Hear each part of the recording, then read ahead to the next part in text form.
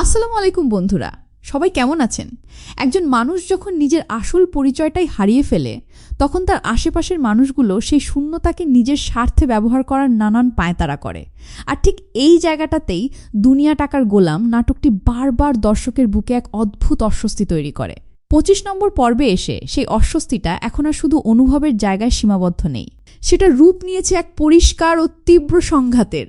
একপাশে গোলামের স্মৃতিশক্তির এই আসা যাওয়ার অদ্ভুত খেলা তার আপন মানুষদের ভেতরে ভাঙন ধরাচ্ছে, অন্যদিকে তার চারপাশে ঘুরে বেড়াচ্ছে এমন কিছু স্বার্থপর মানুষ যারা তাকে নিজেদের দাবার ঘুঁটি বানাতে চায়।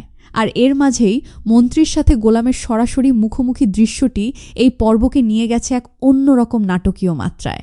আজকের এই বিস্তারিত রিভিউতে আমরা প্রতিটা দৃশ্যের গভীরে কি ঘটছে, কে কাকে ব্যবহার করছে এবং এই জটিল গল্পের গতিপথ কোথায় গিয়ে থামতে পারে তা নিয়ে আলোচনা করব। তাই পুরো ভিডিওটি শেষ পর্যন্ত মনোযোগ দিয়ে দেখুন, কারণ ভিডিওর শেষে ২৬ নম্বর পর্বের সম্ভাব্য রোমাঞ্চকর মোড় নিয়েও থাকবে বিশেষ কিছু বিশ্লেষণ। পর্বের শুরুতেই একটা গভীর ও তাৎপর্যপূর্ণ দৃশ্য দেখা যায়। প্রথম দর্শনে মনে হতে পারে দুটো মানুষ সাধারণ কথা বলছে, কিন্তু গভীরভাবে খেয়াল করলে বোঝা যায় একজন মানুষ আরেকজনকে মোটেও অনুধাবন করতে পারছে না। গোলামকে কেউ এক বিশেষ চক্রান্ত বা মহাপরিকল্পনার অংশ বানাতে চাইছে, তার উপর জোর করে চাপিয়ে দিতে চাইছে একটা নতুন কৃত্রিম পরিচয়। কিন্তু নিজের নীতিতে অটল গোলাম বারবার সেই আরোপিত পরিচয় গ্রহণ করতে অস্বীকার করছে। সে খুব সহজ সরলভাবে বলছে সে আগে গোলাম ছিল আর গোলাম হয়েই থাকতে চায়। বাহ্যিকভাবে এই দৃশ্যটিতে কিছুটা কৌতুক ভেসে উঠলেও এর গভীরে লুকিয়ে আছে এক চরম সত্য। গোলামের এই সারল এবং সোজা সাপটা অবস্থানই আসলে তাকে সমাজের আর ১০টা চতুর মানুষ থেকে আলাদা করে রাখে। অন্য সবাই তাকে নিজেদের ইচ্ছামতো একটা ছাঁচে ঢালতে চায়, কোনো বিশেষ চরিত্রে নামাতে চায়, কিন্তু গোলামের মধ্যকার সহজাত মানবিক বোধ সেই কৃত্রিম ছাঁচে ধরা দিতে রাজি নয়। এই টানাটানির মধ্যে আরও একটি আশঙ্কাজনক দিক নজর কাড়ে। যে ব্যক্তিটি গোলামকে বদলে ফেলার চেষ্টা করছে সে কিন্তু নিজেকে পরম হিতৈষী হিসেবে জাহির করছে। সে বলছে, তোকে স্মার্ট বানাবো, চমৎকার ট্রেনিং দেব, তোর পুরো জীবনটাই পাল্টে যাবে, নাটকে বা বাস্তব জীবনে।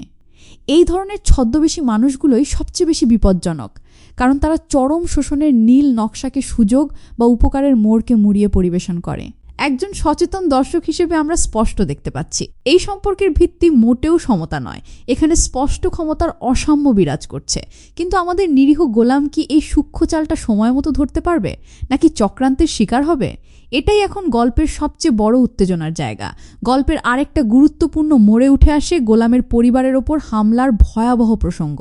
এটা কেবল বিচ্ছিন্ন কোনো ঘটনা নয়, বরং এক ভয়াবহ সতর্কবার্তা। যে প্রভাবশালী গোষ্ঠী গোলামের সাথে প্রত্যক্ষ দ্বন্দ্বে লিপ্ত হয়েছে তারা এবার আঘাত হানতে চাইছে তার রক্তের সম্পর্কের ওপর, তার পরিবারের ওপর।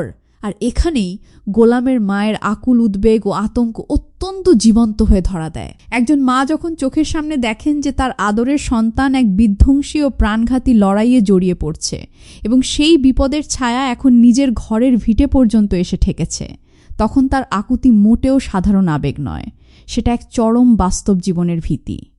মা পরম মমতায় ও ভয়ে ছেলেকে আকুতি জানিয়ে বলছেন, কোনো ঝামেলায় জড়াস না বাবা, ওরা অনেক ক্ষমতাবান, কখন কি করে ফেলে বলা যায় না। এই সাধারণ সংলাপটির আড়ালে নাট্যকার আসলে দর্শকের কাছে বাস্তবতার এক নিষ্ঠুর চিত্র তুলে ধরেছেন। একদিকে সমাজের এক নিঃস্ব সাধারণ মানুষ, অন্যদিকে রাষ্ট্রীয় ও রাজনৈতিক ক্ষমতার ছত্রচ্ছায়ায় থাকা এক অন্ধ রক্তচক্ষু শক্তি।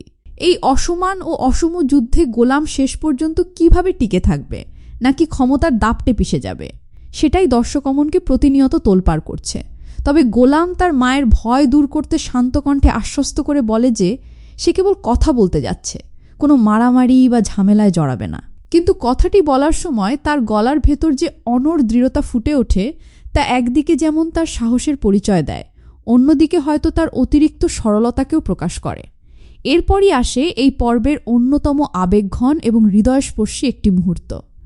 গোলামের স্মৃতিভ্রংশ বা স্মৃতিশক্তির অদ্ভুত পরিস্থিতিকে এই পর্বে যেমন কিছুটা কৌতুকের মোড়কে দেখানো হয়েছে, তেমনি তার পেছনে রয়েছে এক বুকচাপা বেদনার সুর।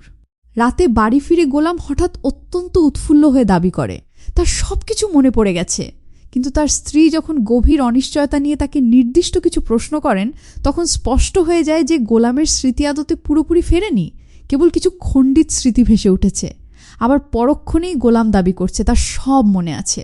স্মৃতির এই বিভ্রান্তিকর আসা যাওয়ার মধ্যে তার স্ত্রীর তীব্র হতাশা ও ক্লান্তি অত্যন্ত মানসিকভাবে যুক্তিসঙ্গত। ক্ষোভ আর বেদনায় জর্জরিত হয়ে তার স্ত্রী যখন ব্যঙ্গ করে বলে ওঠেন, তোমার মাথার নেটওয়ার্ক তো গ্রামের নেটওয়ার্কের মতো হয়ে গেছে, তখন এই সংলাপের হাসির অন্তরালে স্পষ্ট হয়ে ওঠে এক বুক ভাঙা যন্ত্রণা। একজন নারী যখন দেখেন তার সবচেয়ে কাছের জীবনসঙ্গী তাকে চিনতে পারছে না, ভালোবাসার স্মৃতিগুলো বারে বারে হারিয়ে ফেলছে, তখন সেই মানসিক যন্ত্রণা ভাষায় প্রকাশ করা অসম্ভব। স্ত্রীর এই বাহ্যিক রাগের আড়ালে লুকিয়ে আছে কেবলই এক নিরুপায় ভালোবাসা ও আকুলতা। সে ক্ষোভে গোলামকে চলে যেতে বললেও তার চোখের ভাষা বলে দেয়, সে মনে প্রাণে চায় গোলাম যেন আগের মতো সুস্থ হয়ে পূর্ণ স্মৃতি ও পরিচয় নিয়ে তার বুকে ফিরে আসে। এই দৃশ্যটি নিঃসন্দেহে পুরো পর্বের আবেগের প্রধান কেন্দ্রবিন্দু, কারণ স্মৃতি হারানোর অর্থ কেবল অতীতের কিছু তথ্য হারানো নয়, বরং একটা ভালোবাসার সম্পর্কের অস্তিত্বই ঝাপসা হয়ে যাওয়া। পরিস্থিতি আরও জটিল রূপ নেয় যখন গোলামকে ডাক্তারের কাছে চিকিৎসার জন্য নিয়ে যাওয়া হয়। গোলামের লক্ষণগুলো শুনে ডাক্তার জানান, তার স্মৃতিশক্তি এক অত্যন্ত বিচিত্র ও বিরল ছন্দে যাতায়াত করছে। কখনো অতীতের স্মৃতি এসে বর্তমানকে মুছে দিচ্ছে, আবার কখনো বর্তমানের ঘটনা মনে থাকলেও অতীত বিলীন হয়ে যাচ্ছে। চিকিৎসা বিজ্ঞানের দৃষ্টিভঙ্গি থেকেও এটি অত্যন্ত জটিল এক অবস্থা। ডাক্তার পরীক্ষা নিরীক্ষার পর একজন বিশেষ বিশেষজ্ঞ চিকিৎসকের ভিজিটিং কার্ড বাড়িয়ে দেন। আপাত দৃষ্টিতে এটি ছোট্ট একটি ডাক্তারি পর্ব মনে হলেও নাটকের গল্পে এটি এক নতুন সম্ভাবনার দরজা খুলে দিল।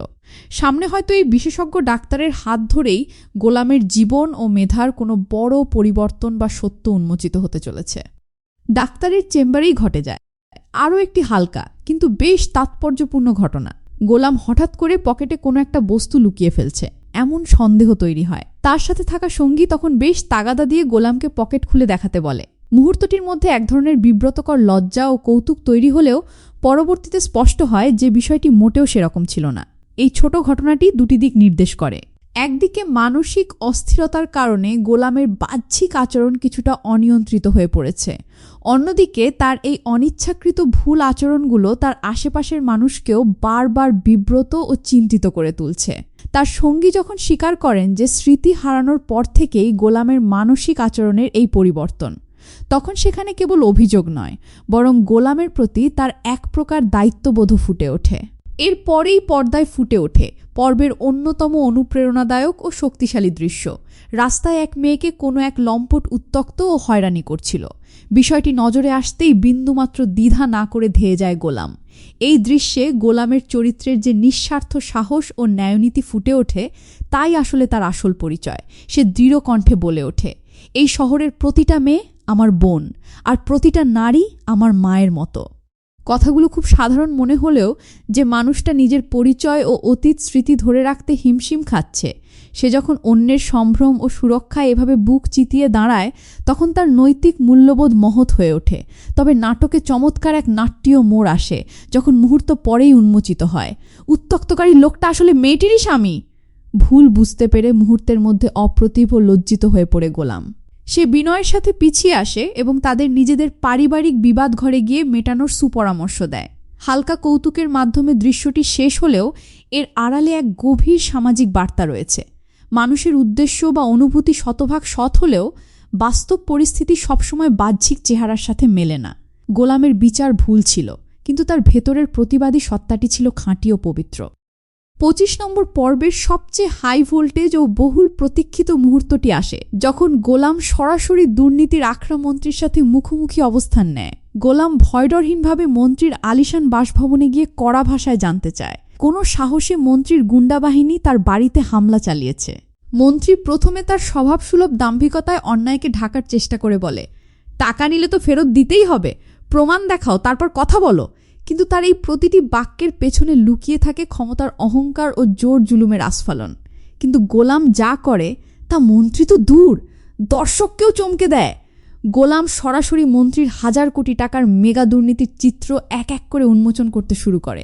রোডস অ্যান্ড হাইওয়ে থেকে শুরু করে কৃষি খাত, banking sector, mutual fund, insurance, এমনকি বিদেশে বিপুল পরিমাণ অর্থ পাচার বা মানি লন্ডারিং, প্রতিটি খাতের সুনির্দিষ্ট দুর্নীতির খতিয়ান গোলাম মন্ত্রীর মুখের ওপর ছুঁড়ে মারে। এই দৃশ্যটি দেখার সময় দর্শকের মনে এক রোমাঞ্চকর প্রশ্ন জেগে ওঠে যে গোলাম নিজের নাম ঠিকানাই ঠিকমতো মনে করতে পারে না, সে কিভাবে এত নিখুঁত ও চাঞ্চল্যকর রাষ্ট্রীয় দুর্নীতির তথ্য জানল? এই গোপন তথ্যের উৎস কি? নাটকে এখনও এই রহস্যের জট খোলা হয়নি, কিন্তু তথ্যের গভীরতা নির্দেশ করে গোলাম কেবল সাধারণ কোনো গ্রাম্য যুবক নয়। গোলামের কাছে কোণঠাসা হয়ে পড়ে মন্ত্রী কৌশল বদলে আপসের প্রস্তাব দেয়। মন্ত্রী বলে, চলো আমরা একটা বোঝাপড়ায় আসি, তুমি তোমার পথে থাকবে, আমি আমার পথে। কিন্তু আপসহীন গোলাম সরাসরি সেই অনৈতিক প্রস্তাবকে প্রত্যাখ্যান করে। শুধু প্রত্যাখ্যানই নয়, সে মন্ত্রীকে এক রক্তহীন করা হুমকি দিয়ে যায়, তার পরিবারের দিকে যেন আর কোনোদিন চোখ তুলে তাকানো না হয়। আর বের হওয়ার সময় এক কালজয়ী হুঙ্কার দিয়ে বলে যায়, সেজা চৌধুরী কুকুর পোষে না, বাঘ পোষে। কথাটি শুনলে মনে হতে পারে গোলাম হয়তো তার রাতের বেলায় বাড়ির পাহারায় থাকা অনুগত বাঘের কথাই বলছে, কিন্তু রূপক অর্থে এটি তার নিজের সুপ্ত ব্যক্তিত্বেরই চরম বহিঃপ্রকাশ। মন্ত্রীর চামচারা এই কথায় চরম বিভ্রান্ত হয়ে পড়ে। বাড়িতে কুকুর নেই, অথচ বাঘ আছে, এ কেমন কথা? এই বোকা প্রতিক্রিয়াটুকু দৃশ্যে কৌতুক সৃষ্টি করলেও তা প্রমাণ করে যে ক্ষমতার অন্ধ মোহে অন্ধ মন্ত্রী আর তার সাঙ্গপাঙ্গরা প্রকৃত ক্ষমতার গভীরতা বোঝার ক্ষমতা হারিয়ে ফেলেছে। পর্বের মাঝামাঝি সময়ে এক সমান্তরাল ও মনস্তাত্ত্বিক ঘটনার উন্মোচন ঘটে গোলাম ও ফাতেমাকে ঘিরে। ফাতেমা, যে গোলামের সাথে এক বিশেষ আবেগের বন্ধনে আবদ্ধ, সে গোপনে এক গভীর পরিকল্পনা আঁকছে। বিবাহের দিন গণনার এক হালকা আলোচনার মধ্য দিয়ে দৃশ্যটি শুরু হয়। ফাতেমা 2000তম দিন বলতে গিয়ে 1867তম দিন বলে ফেলে। হিসাবের এই ভুলটুকু দৃশ্যটিকে বেশ মিষ্টি ও মানবিক করে তোলে। ফাতেমা বলে, দিনটা সংখ্যায় যা হোক, অনুভূতিতে অনেক বিশেষ। কিন্তু এই মিষ্টি প্রেমের আড়ালেই ফুটে ওঠে এক ছদ্মবেশী সত্য। ভিডিও কলে একজন কাজীকে যুক্ত করে গোলামকে সম্পূর্ণ অন্ধকারে রেখে বা অর্ধচেতন অবস্থায় অন্য এক ব্যক্তির সাথে কবুল বলিয়ে নেওয়ার ফাঁদ পাতা হয়। গোলাম যখন খুব খুশি মনে নতুন পাঞ্জাবি পরতে যায়, সেই সুযোগে ফাতেমা চতুরতার সাথে আগেই নিজের কবুল বলে ফেলে। গোলাম ফিরে এসে সরল মনে ফাতেমার সৌন্দর্যের প্রশংসা করে এবং কৌতূহল ভরে জানতে চায় ভিডিও কলে হুজুর কি করছিলেন। ফাতেমা মিথ্যা হেসে জবাব দেয়, হুজুর কেবল দোয়া করছিলেন। বাহ্যিকভাবে ফাতেমার উদ্দেশ্য হয়তো গোলামকে নিজের করে পাওয়া বা সম্পর্ককে আইনি রূপ দেওয়া, কিন্তু নৈতিকভাবে এটি চরম বিতর্কিত ও অন্যায়। একজন মানুষ যখন স্মৃতিভ্রষ্ট, যখন সে নিজের সত্তা ও সম্পর্কের ব্যাপারে পুরোপুরি অনিশ্চিত, তখন তার সম্মতি ছাড়া বা তাকে প্রতারিত করে বিয়ের মতো পবিত্র ও গুরুত্বপূর্ণ সিদ্ধান্ত চাপিয়ে দেওয়া কতটা যৌক্তিক? এই দৃশ্যটি নাটকে এক বিশাল নৈতিক ও আবেগের প্রশ্ন দাঁড় করিয়ে দিয়েছে। ফাতেমার এই পুতুল খেলার মিথ্যা যেদিন গোলামের সামনে উন্মোচিত হবে, সেদিন সম্পর্কের পরিণতি কতটা ভয়াবহ হতে পারে তা ভেবেই দর্শক শিউরে উঠছে। অন্যদিকে গোলামকে কৃত্রিমভাবে সেজা চৌধুরী বানানোর এক কৌতুকপূর্ণ কিন্তু গভীর তাৎপর্যময় ট্রেনিং সেশন দেখানো হয়। গোলামকে শেখানো হচ্ছে অভিজাতদের মতো কিভাবে গম্ভীর হয়ে হাঁটতে হবে, কিভাবে চশমা ধরে বসতে হবে, চোখে কেমন আভিজাত্যের দৃষ্টি রাখতে হবে, কিংবা ঠোঁটে কেমন কৃত্রিম হাসি ধরে রাখতে হবে। কিন্তু সরল গোলাম কোনোভাবেই সেই কৃত্রিমতার খোলসে নিজেকে মেলাতে পারে না। গম্ভীর হয়ে হাঁটতে গেলে তার মুখে হাসি চলে আসে, আভিজাত্য নিয়ে বসতে গেলে চেয়ার উল্টে পড়ে যায়। হাস্যরসের মাধ্যমে পরিবেশিত হলেও এই দৃশ্যটির মূল অন্তর্নিহিত বার্তা অনেক গভীর। গোলামের ভেতরের সহজাত মাটির প্রথাগত সরলতাকে কোনো কৃত্রিম মুখোশ দিয়ে ঢেকে রাখা অসম্ভব। বাইরের মানুষরা তাকে নিজেদের স্বার্থে অন্য কেউ বানাতে চাক না কেন, গোলামের ভেতরের স্বকীয়তাই তার আসল শক্তি। যা সমাজ দুর্বলতা ভাবছে, সেটাই আসলে তার বিশুদ্ধ চরিত্র। এই ট্রেনিং চলাকালে অন্য এক চরিত্র প্রশ্ন তোলে, গোলামকে কেন জোর করে সেজা চৌধুরী বানানো হচ্ছে? উত্তরে বলা হয়, স্বামী স্মার্ট হলে স্ত্রীর তো কোনো ক্ষতি নেই। এই চতুর উত্তরটি দিয়ে আসল চক্রান্তকে ঢেকে রাখার চেষ্টা করা হলেও এর পেছনের আসল রহস্যময় উদ্দেশ্য এখনও ঘনীভূত হয়ে আছে। পর্বের শেষ ভাগে এসে উন্মোচিত হয় এক ভয়ঙ্কর, রোমহর্ষক ও নতুন জাতীয় ষড়যন্ত্র। সুমন নামের এক প্রতিবাদী যুবককে এক গোপন ও অন্ধকার আস্তানায় হাত পা বেঁধে বন্দি করে রাখা হয়েছে। আর এই নির্মম বন্দিদশার পেছনে মূল কারিগর আর কেউ নয়, দেশের ক্ষমতাধর স্বাস্থ্যমন্ত্রী আবিদ সাইফুল্লাহ। সুমনের অপরাধ কেবল একটাই ছিল, সে অন্যায় ও দুর্নীতির বিরুদ্ধে সোচ্চার হতে চেয়েছিল। এই চাঞ্চল্যকর তথ্যটি উঠে আসে এক গোপন তথ্যদাতার সোর্স মাধ্যমে, যে নিজের চাকরি ও জীবনের ভয়ে পরিচয় লুকিয়ে কথা বলছে। সোর্সের ভাষ্যমতে এই স্বাস্থ্যমন্ত্রী অর্থমন্ত্রীর চেয়েও বহুগুণে ভয়ঙ্কর ও বিপজ্জনক অপরাধী। লোকটা নামে স্বাস্থ্যমন্ত্রী হলেও পর্দার অন্তরালে এক আন্তর্জাতিক মাফিয়া নেটওয়ার্ক ও আন্ডারগ্রাউন্ড সিন্ডিকেটের মূল প্রধান।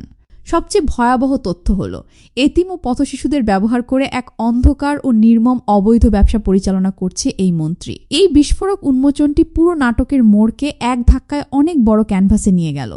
গোলাম এতদিন যে লড়াই করছিল তা ছিল কেবল ব্যক্তিগত ও স্থানীয়, কিন্তু এখন সে না চাইতেও প্রবেশ করতে যাচ্ছে এক আন্তর্জাতিক মাফিয়া ও রাজনৈতিক চক্রান্তের গোলকধাঁধায়। যে তথ্যদাতা ভয় আর আতঙ্কে নিজের নাম গোপন রাখছে, তার সেই কাঁপানো কণ্ঠই প্রমাণ করে সত্য প্রকাশ করা কতটা ঝুঁকিপূর্ণ ও প্রাণঘাতী হতে পারে।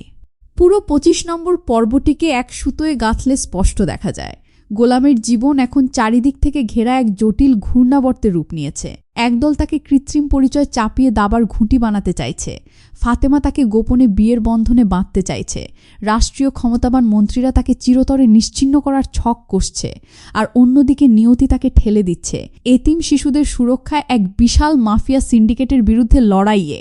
এই বহুমুখী রাজনৈতিক ও মনস্তাত্ত্বিক চাপের মুখে গোলামের নিজের অবস্থান কোথায়? তার নিজের মন কি চায়? যদিও গোলাম এখনও তার সম্পূর্ণ স্মৃতি ফিরে পায়নি, কিন্তু তার ভেতরের অদম্য ন্যায়নীতি, সততা আর অমিত সাহস প্রতিটি পদক্ষেপে স্ফুলিঙ্গের মতো জ্বলে উঠছে।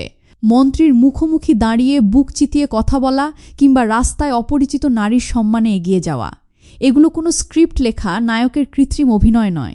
এগুলো গোলামের ভেতরের জন্মগত মহৎ ক্যারেক্টার্সের সহজাত স্ফুরণ, আর এই সৎ জীবনবোধই তাকে অনন্য করে তুলেছে।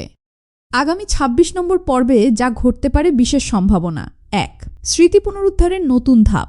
ডাক্তার যে বিশেষজ্ঞের রেফারেন্স দিয়েছেন, ২৬ নম্বর পর্বে গোলামকে সেই বিশেষজ্ঞ ডাক্তারের কাছে নিয়ে যাওয়া হতে পারে। সেখানে চিকিৎসা চলাকালীন গোলামের অতীত জীবনের কোনো বিস্ফোরক স্মৃতি বা আসল পরিচয় উন্মোচিত হতে পারে। ২. ফাতেমার গোপন বিয়ের নাটকীয় বিস্ফোরণ। ফাতেমা যে প্রতারণা করে গোপনে কাজীর মাধ্যমে বিয়ে সম্পন্ন করেছে, সেই সত্যটি গোলাম বা তার পরিবারের সামনে প্রকাশ পাওয়ার চরম সম্ভাবনা রয়েছে। আর এই সত্য সামনে এলে গোলাম ও ফাতেমার সম্পর্কে সৃষ্টি হবে এক অপূরণীয় ফাটল ও তীব্র মানসিক টানাপোড়েন। ৩. স্বাস্থ্যমন্ত্রীর সাথে সরাসরি সংঘাত ও সুমন উদ্ধার। বন্দি সুমনকে উদ্ধার করার জন্য গোলামের টিম এক ঝুঁকিপূর্ণ মিশন শুরু করতে পারে। স্বাস্থ্যমন্ত্রী আবিদ সাইফুল্লাহর মাফিয়া নেটওয়ার্কের মুখোমুখি হতে গিয়ে গোলাম কি নতুন কোনো বিপদে পড়বে, নাকি এই আন্ডারগ্রাউন্ড সিন্ডিকেটের মুখোশ উন্মোচন করে দেবে? ৪. অসিজা চৌধুরী বনাম গোলাম দ্বন্দ্ব। গোলামকে সেজা চৌধুরী বানানোর যে প্রশিক্ষণ ও চক্রান্ত চলছে, তার মূল মাস্টারমাইন্ডের মুখোশ উন্মোচিত হতে পারে। গোলাম কি নিজের সাধারণ সত্তা ধরে রাখতে পারবে, নাকি পরিস্থিতির চাপে তাকে সাময়িকভাবে সেজা চৌধুরী রূপ ধারণ করতে হবে? সব মিলিয়ে দুনিয়া টাকার গোলামের ২৫ নম্বর পর্বটি দর্শককে এক মুহূর্তের জন্য চোখ ফেরাতে দেয়নি। ব্যক্তিগত ভালোবাসার টানাপোড়েন, রাজকীয় ক্ষমতার দুর্নীতি এবং আন্ডারগ্রাউন্ড মাফিয়া ষড়যন্ত্র, সব মিলিয়ে গল্প এখন তুঙ্গে। বন্ধুরা, আজকের এই ২৫ নম্বর পর্বের ড্রামাটিক দৃশ্যগুলো এবং গোলামের এই সাহসী পদক্ষেপ নিয়ে আপনাদের মতামত কি? ফাতেমার এই গোপন বিয়ে কি আপনারা সমর্থন করেন? কমেন্ট বক্সে আপনার মূল্যবান মতামত অবশ্যই লিখে জানান। ভিডিওটি ভালো লাগলে একটি লাইক দিন এবং এমন নিখুঁত ও আকর্ষণীয় রিভিউ সবার আগে পেতে চ্যানেলটি সাবস্ক্রাইব করে পাশে থাকা বেল আইকনটি অল করে রাখুন। দেখা হচ্ছে পরবর্তী ২৬ নম্বর পর্বের ধামাকাদার রিভিউতে। ততক্ষণ সবাই ভালো থাকুন, সুস্থ থাকুন। আল্লাহ হাফেজ।